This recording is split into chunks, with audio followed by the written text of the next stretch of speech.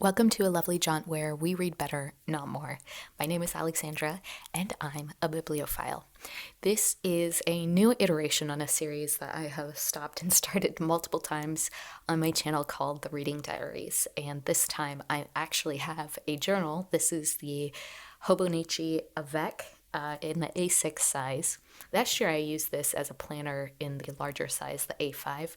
Went back to the A6, decided to use this as a reading journal for a couple of reasons. Historically, I have not ever tracked my reading until I think maybe 2 years ago. This will be my third year tracking my reading here in 2025.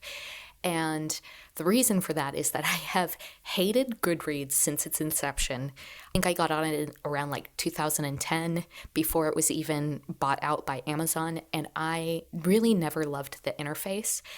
And so I never used it. I thought the UX was bad from day one, even in 2010. I am now a Storygraph fan. Ever since I started using Storygraph, I have consistently tracked my reading. I've tried, spreadsheets and writing it down and other kinds of trackers in the past, but I have a hard time being consistent with things unless, it really is a good fit for me. I'm just not a super disciplined person, which you can kind of glean from the way that my whole YouTube works anyway, and how inconsistent I am with my social media. Anyway, that's a little insight into my character. I find that, and this is maybe helpful for some people, but when it comes to things that I have to be consistent with and disciplined with, I really have to dig deep and find my internal motivation. I have a very hard time just showing up because I said so, or it's good for me, or someone else made it their morning routine, or whatever the case might be. I have to really think hard about what my intrinsic motivation is, and then it becomes very easy for me to show up and do things consistently. Anyway, one of the things that I found when I was tracking my reading is it became a lot more fun, and I could really see how many books that I was reading, which was fun, all of those things. But I would kind of mindlessly go from one book to the next. I would literally close one book, put it on my shelf, and go pick out my next book that I was going to read. I also consistently have had one audiobook and one physical book going at the same time. So I would, kind of iterate through as my audiobook finished, what's up next, as my physical book finished, what's up next. And it's a great way to get through, for me, what's a lot of books. I usually am in the range of 50 to 60 books every year. But I found that I was consuming these in a much more mindless fashion. And so one of the things that I wanted to implement this year is much more reflection on what I'm reading. So this week, we are going to take a look at what I read, what some of my thoughts were, share those with you, and I hope you enjoy the footage of me journaling in the background. This week, I've been reading 3 books. On audio, I've been listening to All About Love by Bell Hooks. My main novel that I'm reading right now is the 4th book in the Neapolitan series, which is The Story of the Lost Child by Elena Ferrante. And then the 3rd book is I've been reading some fairy tales from this collection of the Grimm's fairy tales.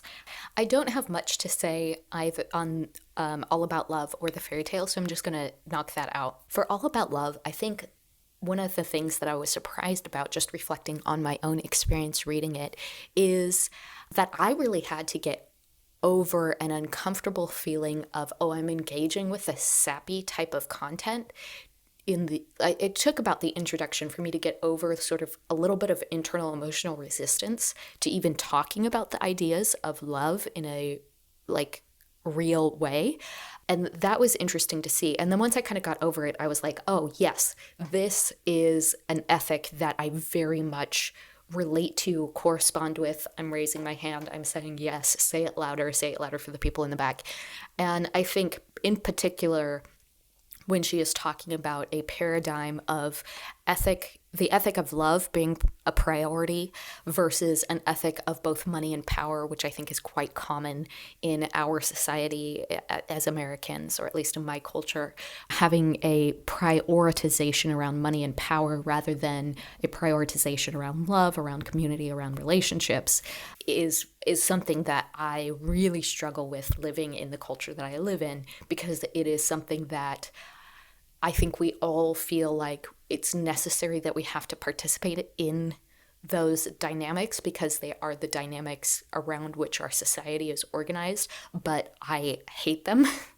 I don't think that they're good or valid ethics to organize a society around. And so I always have a lot of internal strife. It's very difficult to really cling to an ethic of love as a priority in the midst of a culture that really is not organized that way. So all of that to say, I've been enjoying it. On the topic of the story of the lost child, and really I think this is about the Neapolitan Quartet as a whole, which I've really enjoyed, and I thought they were very well written, extremely well written. I think my main takeaway this week is this question around the symbolic power of a work being held in tension with its sort of realism. And I think Elena Ferrante, and in this work in particular, it is a highly realistic work. It is highly precise and beautifully rendered in its prose and emotionally complex in its characters, especially for Lenu and Lila. And obviously, we have this focus on this female friendship throughout their whole life. The whole narrative's organized around the relationship between these two girls as they grow up, which I think is wonderful. I really, really enjoy explorations of female-female friendship because I'm a woman and I have very deep relationships with my female friends. Now, for this work, one of the things that I've noticed is that the feminism of the work really exists off stage. Lenu is a feminist in the story. We have this, really this female friendship is centered as the narrative driving force of this story. We know that Lenu wrote a feminist work, and yet we never really hear in Lenu's first-person narration her own feminist thoughts. We never get to read some of the ideas that she put down as feminist, and even the degree to which this female-female friendship is centered in this story, it is so interrupted, and there's an overcast of all of their romantic interrelationships with men throughout the ages and how that affects them, and even the relationships that they have with their fathers and their families. And of course, the patriarchs of their neighborhood. Now, this is highly realistic. And this is where I get into that. I wonder how much there's a contrast here of the degree to which something is realistically powerful is that therefore going to limit the degree to which it is symbolically powerful. I cannot fault it for structuring the narrative the way that it does or rendering these characters and relationships the way that it does, because it is extremely realistic. And yet I find myself sort of going, but to what degree is it actually feminist, or take any other concept, saying something about our reality when it must be bound to its realism to such a degree to be successful to this degree. I hesitate to bring this up, but it reminds me of the way in which Jordan Peterson structures his ideas. And I think he does it, a little bit dishonestly to have a backdoor out of his argumentation. But he'll often present certain ideas, particularly about gender dynamics, as though he is describing what he's seeing in reality or describing what he's seeing in myth or in stories. And then he sort of puts it onto the reader or the listener that they are interpreting his descriptions as prescriptions. And so he can back out and say, well, I'm not telling you that's how you should live your life. I'm just describing how, our stories render gender or our myths render gender or how we see gender playing out in society. And I think that's a little bit of what's going on here, is that it is so descriptively accurate that it cannot tell us anything about what we should do because it seems to withhold judgment.